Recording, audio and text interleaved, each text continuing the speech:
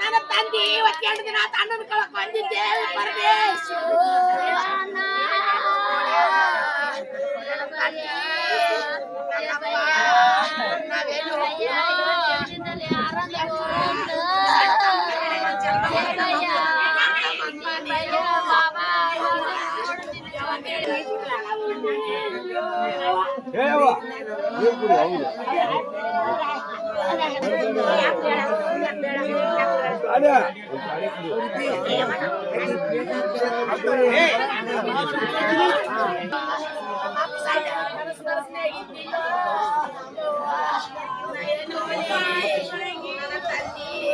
ಆಯ್ತಮ್ಮ ಏನಾಗೈತಮ್ಮ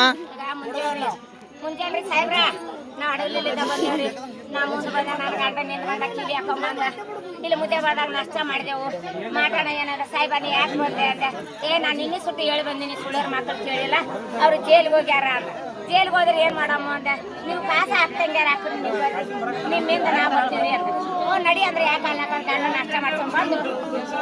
ಇಲ್ಲ ಸೈಪ್ಯ ಮಮ್ಮೆ ಕರ್ಕೊಂಬಂದ್ ನನ್ನ ಗಂಡನ ಜೀವ ತಗೊಂಡಾರ ನನಗೆ ಏನ್ ಕೊಡ್ತಾರ